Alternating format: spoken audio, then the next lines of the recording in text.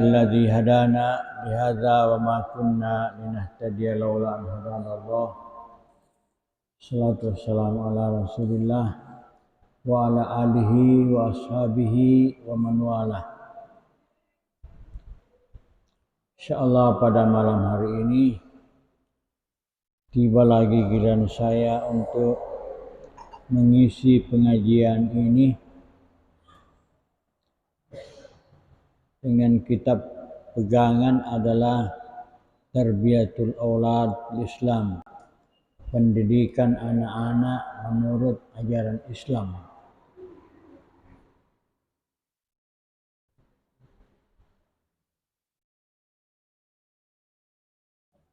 Cuma disayangkan anakku sekalian, karena kalian tidak menyampaikan kepada saya bahwa hari ini adalah giliran saya memberikan pengajian. Tadi itu saya sementara menguliti sukun, terus datang penjemput saya. Ya, karena sudah mendesak waktu, akhirnya saya terus mencari kitab saja, terus berangkat. Nah, saya lupa saya punya kacamata. Orang yang kena penyakit stroke, orang yang kena diabetes itu berkurang penglihatannya. Bukan karena faktor tua, ada orang yang lebih tua dari saya, tetapi penglihatannya masih kuat. Tapi saya kena stroke dan kena juga diabetes, akhirnya penglihatan saya itu berkurang.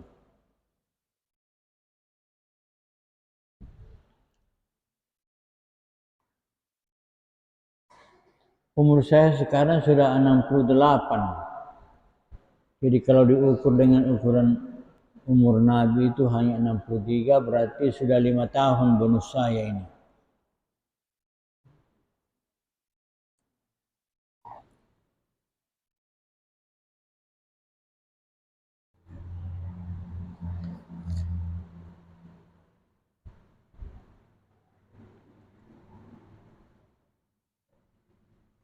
Yang kita bahas masih berkaitan dengan al-ihtiyatat,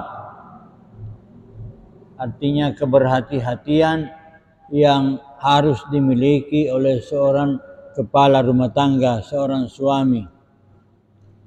Kalau terjadi apa-apa dalam keluarganya, seperti misalkan ada hubungan dengan istrinya kurang baik, hubungannya dengan anak-anaknya juga kurang harmonis, maka di sana itu agama sudah memberikan petunjuk-petunjuk apa yang harus dilakukan kalau terjadi seperti itu.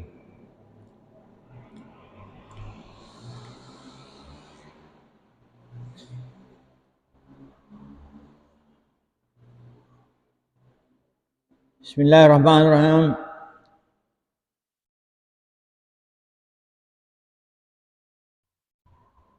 Qala al-musannifu rahimahullah, berkata pengarang kitab ini yang dirahmati oleh Allah Subhanahu wa taala, fala ajaba, ya ayyaudahu alaihi salatu wassalam, adanya Nabi menghitung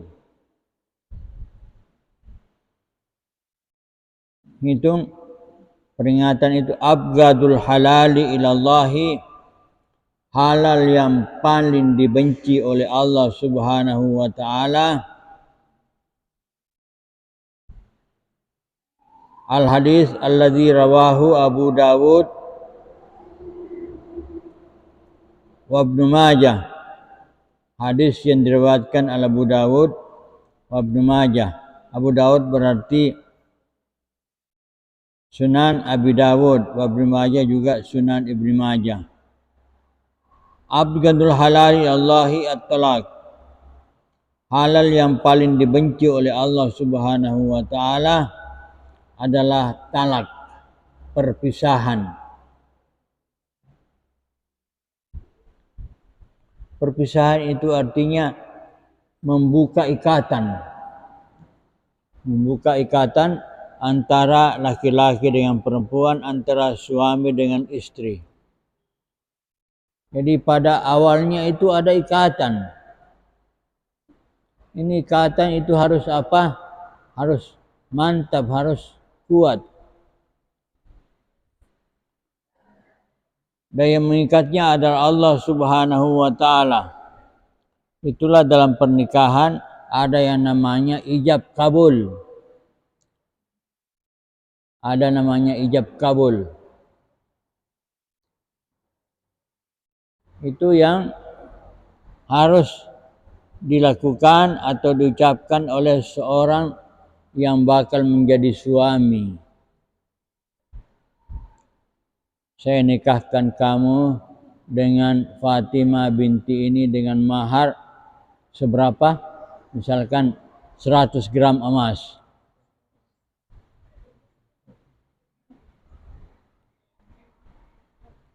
Jadi dia mengatakan, saya terima nikahnya Fatimah binti ini dengan mahar 100 emas tunai karena Allah. Nah, mahar ini bisa tunai, bisa tidak. Tapi umumnya kita di sini tunai. Kecuali Nabi Musa alaihissalam kawin dengan anaknya Nabi Ayub itu. Nabi apa sih? Nabi Syuaib. Itu dengan bukan tunai. Disuruh bekerja sekian tahun. Kalau sudah melaksanakan tugasnya itu berarti dia sudah telah menyelesaikan pembayaran maharnya.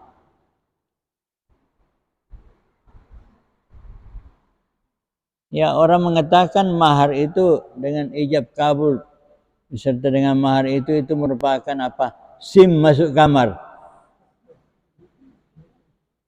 Ya.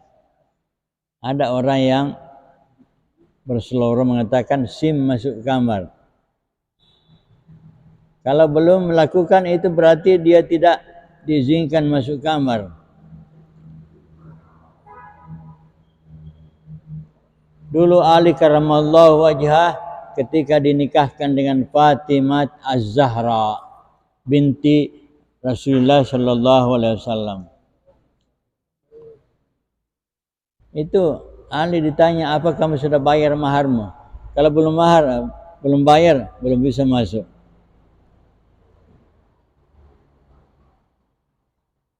Tapi kita di sini ada campuran adat-adat yang ada di suatu kampung. Dari suatu kampung itu berbeda dengan yang lainnya.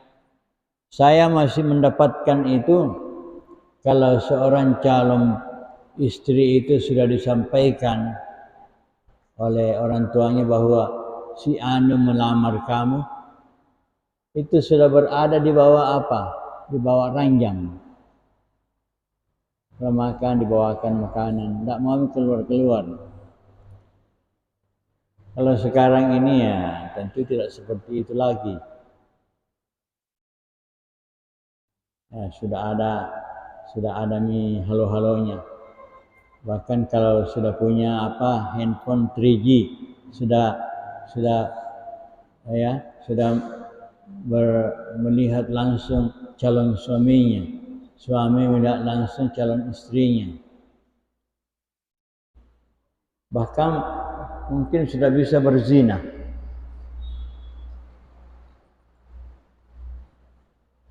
Melakukan hal-hal yang orang lain tidak tahu, tapi dia dengan calonnya itu sudah melakukan hal-hal yang dilarang oleh agama. Jadi bahaya juga dengan teknologi canggih yang sekarang ini. Bisa mempermudah orang melakukan perzinahan.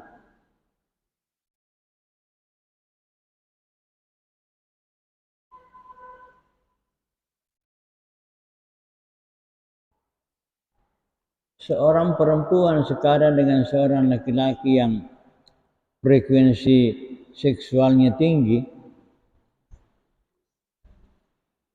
dia memposting dirinya baru diperlihatkan kepada lawan jenisnya.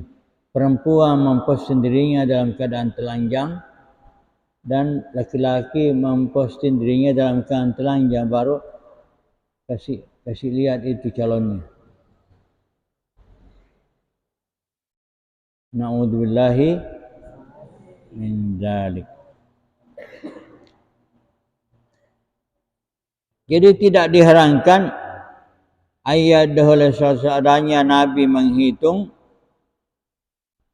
hadisnya yang benar, abgadul halali Allah subhanahu wa ta'ala talak. Itu peringatan kepada kita. Orang yang sudah terikat dengan ikatan perkawinan, akad nikah namanya, itu harus betul-betul dipelihara. Setiap hari, setiap saat harus dikuatkan itu ikatan. Jangan sampai terbuka. Jadi hal-hal yang bisa membawa kepada percekcokan itu harus dihindari. Ya, percekcokan yang ringan-ringan tidak apa-apa. Ada orang mengatakan percekcokan ringan itu antara suami istri itu merupakan bumbu rumah tangga. Merupakan bumbu rumah tangga. Tapi jangan kelewatan. Kalau kelewatan nanti ya bisa merusak hubungan antara keduanya.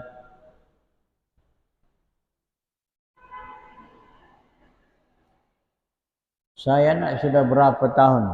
Umur perkawinan saya itu sudah 35 tahun. Saya tidak kenal dengan istri saya, tidak pernah kenalan dengan istri saya. Langsung melamar saja. Alhamdulillah, sampai sekarang langgeng. Daripada kamu lihat artis-artis itu baru 2 tahun, 1 tahun kawin, cerai lagi. Kawin lagi. Ada juga yang bukan artis tapi ikut sama artis sampai 2 kali kawin. Lucunya belakangan kawin dengan yang lebih muda dari dirinya. Beda berapa? 13 tahun. Ya, perempuan itu harus tahu diri. Harus tahu diri. Kalau menurut lebih baik laki-laki itu lebih tua daripada perempuan yang lebih tua. Karena perempuan mempunyai batas waktu produktifnya. Kalau orang-orang Indonesia paling kan 50 tahun sudah menopause itu. Kalau menopause berarti tidak produktif.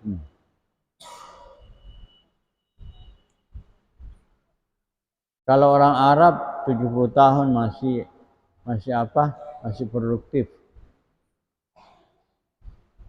Olehnya itu anakku sekalian, orang-orang Arab itu kebanyakan naik haji macam bangsa Syria, Irak, umur-umur tua, umur 50 tahun ke atas. Jarang kita dapatkan ada yang anak-anak atau masih muda naik haji. Mayoritas yang naik haji itu umur 50 tahun ke atas. Tetapi fisik mereka kuat. Kalau kita umur 50 tahun itu sudah keok. Tidak bisa lagi berjalan, apalagi yang namanya ada ibadah namanya sa'i itu. Sa'i itu anakku sekalian, antara Safa Marwah itu ada sekitar 400 meter lebih. Bayangkan kalau 7 kali kita keliling, pulang balik itu berapa? 7 kali 4? 7 kali 4 berapa? 28. Jadi 3 kilo. Bayangkan. Nah, itulah sebabnya kita juga orang Indonesia itu ya banyak yang menunaikan ibadah haji itu waktu masih kuat, masih muda. Karena salah satu ibadahnya itu adalah sa'i itu membutuhkan tenaga. Bukan lagi ya, kalau kita berjalan dari Safa Marwah, kedua-duanya itu adalah gunung. Safa adalah sebuah gunung, Marwah juga sebuah gunung. Jadi ketika kita akan mencapai kedua gunung ini, ya kita mendaki. Jadi orang bisa ngos-ngosan. Cuma agama kita bijak sekali. Kalau orang misalkan sa'i karena ya jaraknya jauh, kalau kita capek bisa kita istirahat, kita bisa minum, ada minuman yang tersedia di situ. Kalau sudah hilang capek kita, ya kita sambung lagi, tidak apa-apa. Cuma semua orang itu menginginkan ya supaya cepat tuntas, cepat selesai.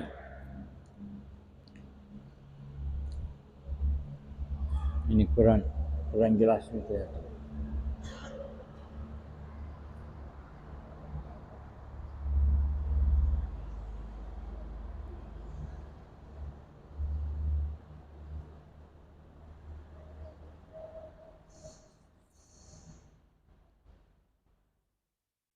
Wa fi hali wuqu'it talaqi,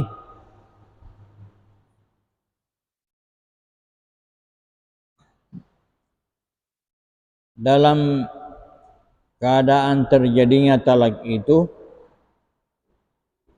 artinya suami mentalak istrinya, aujabal Islam mewajibkan kepada siapa? Ala zauji, kepada suami, al-mut'ah, memberikan apa? Sesuatu yang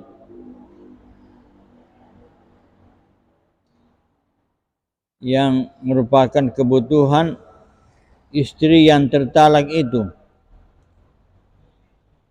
Istri yang tertalak itu ya masih ada kewajiban suami itu untuk memberikan bantuan yang bisa membahagiakannya. Ini tidak boleh asalkan dia sudah talak, sudah benci, ya biar matanya tidak mau lagi dilihat, padahal dulu bertatap mata. Itu tidak boleh. Masih tanggung jawab selama perempuan itu belum kawin. Apalagi kalau istri kita itu mempunyai anak. Itu juga berkewajiban suami itu memberikan belanja kepada anaknya. Tidak boleh habis mentalak istrinya terus menghilang, tidak diketahui kemana arahnya. Jadi itu tidak boleh main-main orang mau kawin, hanya mengikuti saja selera nafsunya. Di belakang perkawinan itu ada tanggung jawab. Tanggung jawab terbagi dua, ada tanggung jawab material, ada tanggung jawab moral. Material ya berupa materi, makanan, minuman, pakaian, ya belanja sehari-hari. Selama istri itu belum mendapatkan suami,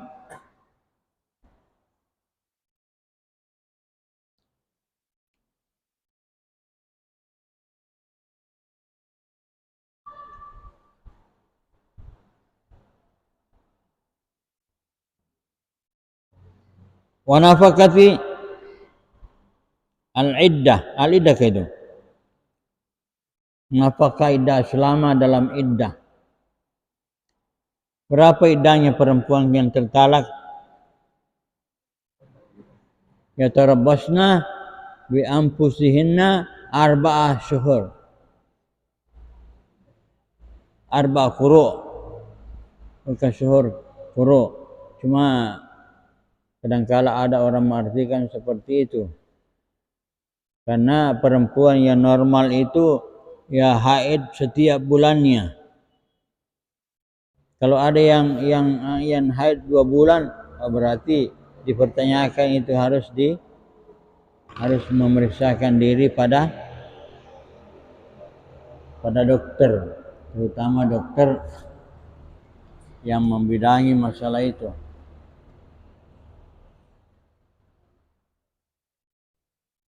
Kita pelajari di dalam ilmu fikih bahwa darah haid itu berbeda dengan darah biasa. Apa perbedaannya? Kalau darah haid itu agak kehitam-hitaman.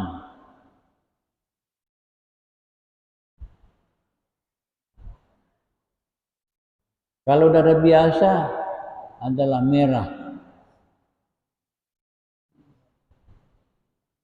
Nah, sekarang mungkin kalian ada bertanya, kenapa sampai berbeda padahal dua-duanya itu adalah darah?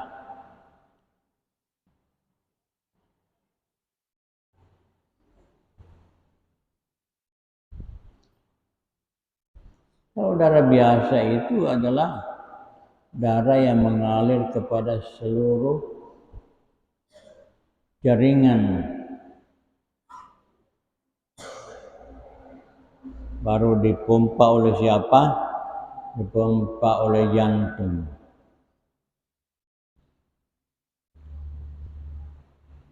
Ini satu kekuasaan Allah Subhanahu wa taala. Jantung mempunyai 2 bilik, ada kiri, ada yang kanan. Jantung memompa dan darah itu mengalir ke seluruh tubuh. Ada yang keluar, ada yang masuk. Anak-anakku sekalian, menurut ahli kedokteran, kalau darah yang keluar dan yang masuk itu tidak seimbang, maka terjadi yang namanya penyakit. Ada penyakit hipertensi, yaitu tinggi darah, tekanan darah, ada juga tekanan darah rendah, ada tekanan darah tinggi. Kalau tidak seimbang, jadi Allah Subhanahu wa taala yang kekuasaannya itu ya mengatur aliran darah manusia itu dengan seimbang sehingga manusia itu bisa sehat. Kalau macam saya ini tidak seimbang lagi.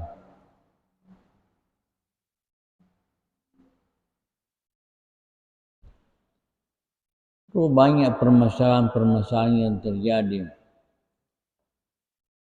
Kalau orang kena penyakit diabetes itu berarti darahnya itu sudah bercampur dengan zat gula. Sehingga darah itu kental. Karena kental terjadi penyumbatan. Seperti yang terjadi pada saya ini, terjadi penyumbatan. Tapi ya masih untung. Itu masih stroke ringan namanya. Kalau stroke berat, oh sudah. Menghitung jam saja sudah bisa saya meninggal. Saya anak-anakku sekalian waktu diopname di rumah sakit,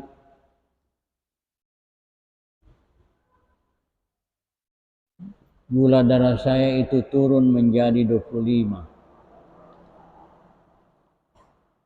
Sampai saya sudah koma. Keluarga saya, istri saya itu sudah keluar dari rumah sakit melihat keadaan saya. Nah, cuma alhamdulillah pertolongan Allah Subhanahu wa taala, itu dokter yang menangani saya melihat keadaan itu karena kebetulan dokternya ada.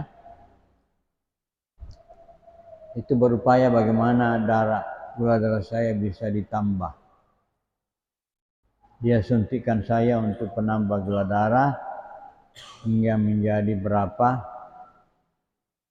40. 40 pun masih kritis sebenarnya itu. Lalu disuruh keluarga itu beli gula pasir, lalu gula pasir itu dicairkan, lalu saya dikasih minum. Setelah minum itu sudah naik menjadi 60. Nah, itulah sebabnya sekalian orang-orang yang kena diabetes itu kalau khawatir gulanya turun, itu harus selalu menyiapkan gula-gula untuk bisa langsung dikunyah. Jadi jangan heran kalau ada orang tua seperti saya, ada gula-gula di kantong saya.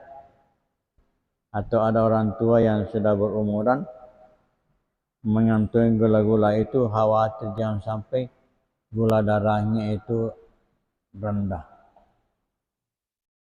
Ada orang mengatakan bahwa lebih baik gula darah itu tinggi ketimbang turun.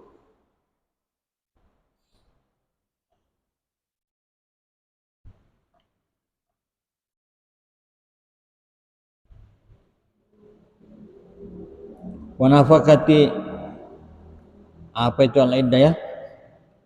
Wanafakatil aulad. Al-iddah berarti perempuan, istri, ya, mantan istri kita itu yang mempunyai iddah 3 kali bersih. Ulama itu mempunyai pendapat ada 2. Quru itu berarti bersih, ada juga mengatakan kotor. 3 kali bersih atau 3 kali kotor. Kotor maksudnya itu haid.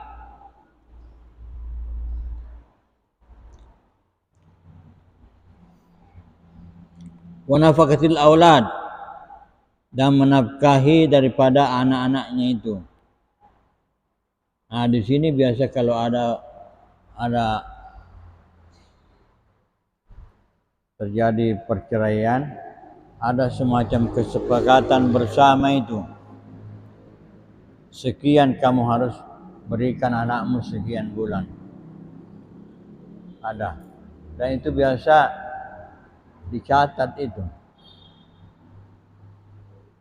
Untuk mengikat sang suami yang mentalak istrinya dan meninggalkan anaknya.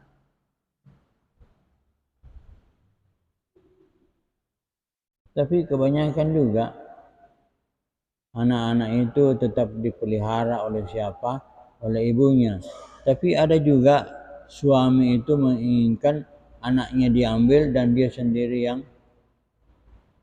pelihara anaknya dan segala macam perongkosannya.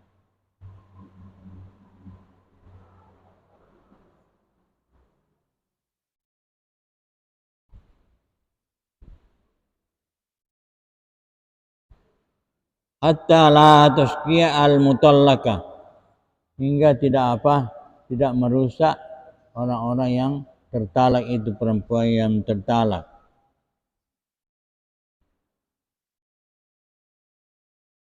Wala yasqi ma'aha al-aulad, tidak merusak juga bersamanya anak-anaknya itu. Kalau misalkan anak-anak itu bersama dengan apa? Bersama dengan ibunya, harus semuanya diberikan nafkah.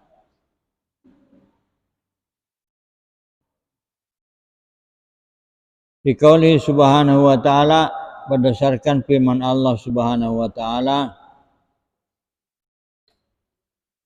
Amatihunna alal musi'i qadri.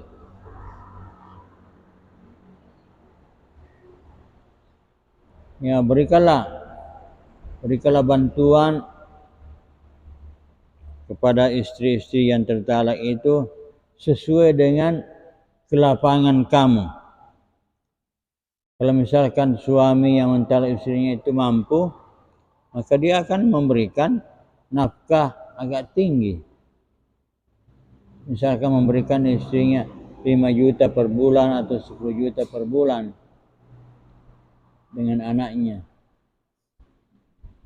Jadi di sini tidak ditetapkan sekian, tergantung dari kemampuan finansial daripada sang suami. Tinggal berapa jam, berapa menit? Hah?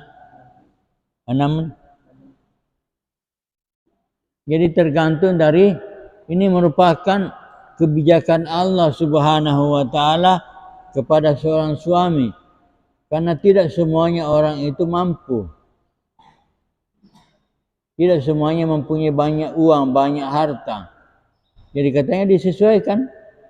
Kalau memang suami itu yang mentala istrinya mempunyai kemampuan, dia berikan agak banyak.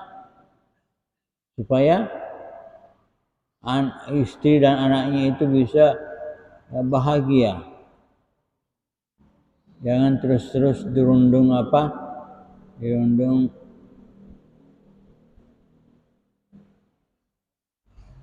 kesakitan.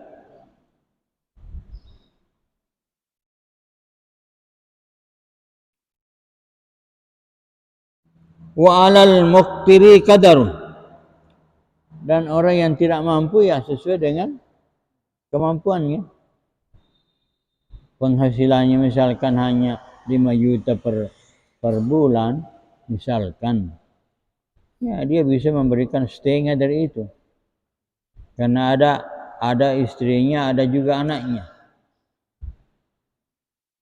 Kalau kurang dari itu ya seberapa, pokoknya setiap bulan harus memberikan. Karena kalau sudah ada ketentuan tersendiri tertentu pada bantuan seorang suami kepada istrinya itu, istri sudah bisa menghitung-hitung. Wah, bulan ini hanya sekian dikasih sama mantan suamiku, maka saya harus mengurangi belanja saya. Jangan satu kali ke pasar sudah habis. Bagaimana kalau pasar kedua lagi? Harus dihitung-hitung. Itulah sebabnya anak-anakku sekalian, saya pernah menyampaikan bahwa yang namanya kekayaan itu ya tidak bisa diukur dengan bentuk materi, tapi hanya bisa diukur dengan bentuk kepuasan dan kesyukuran. Itulah sebabnya barangkali ucapan Nabi, laisal ghina an kasratil mali walakinnal ghina ghinan nafs. Saya berikan contoh. Ada orang yang kaya yang mempunyai uang 100 juta. Banyak deh. Kalau uang punya 100 juta banyak.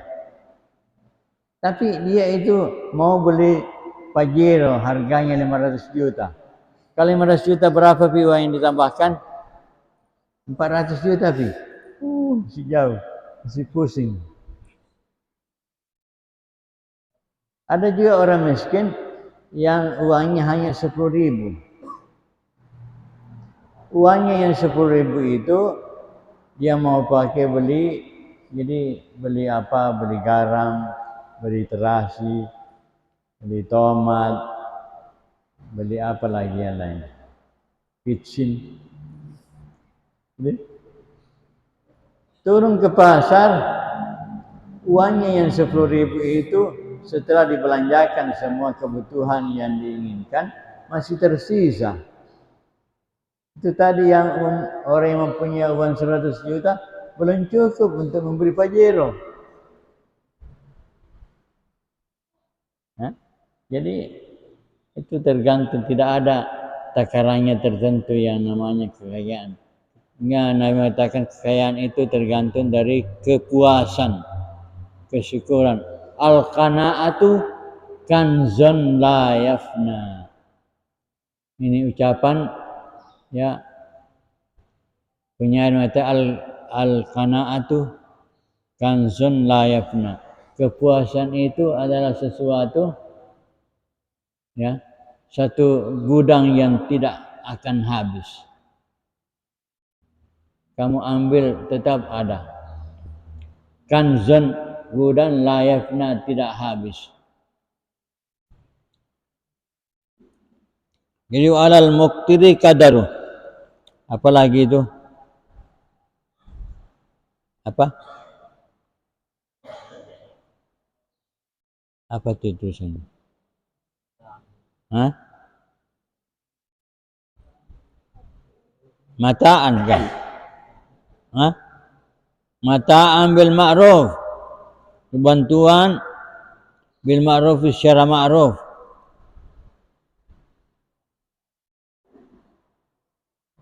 Haqqan alal muhsinin. Merupakan hak bagi orang yang berbuat baik. Hak itu anakku sekalian, kalau menurut Imam Abu Hanifah, hak itu adalah kewajiban. Ya kalau bukan ya hak itu dia sesuatu yang benar. Al-Baqarah ayat 236. Itulah barangkali yang sempat saya utarakan dalam pengajian ini. Mudah-mudahan ada manfaatnya kepada anak-anakku sekalian. Artinya sedikit banyaknya kalau kalian itu betul-betul memperhatikan, mendengarkan dengan baik, ada yang bisa kalian pahami.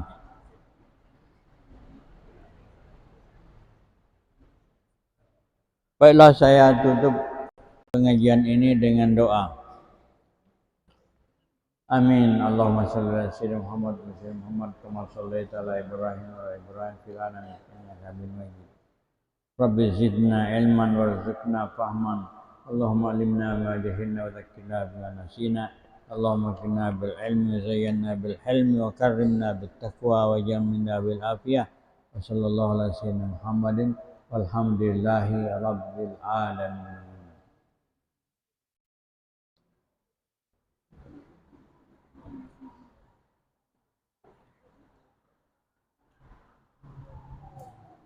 Kita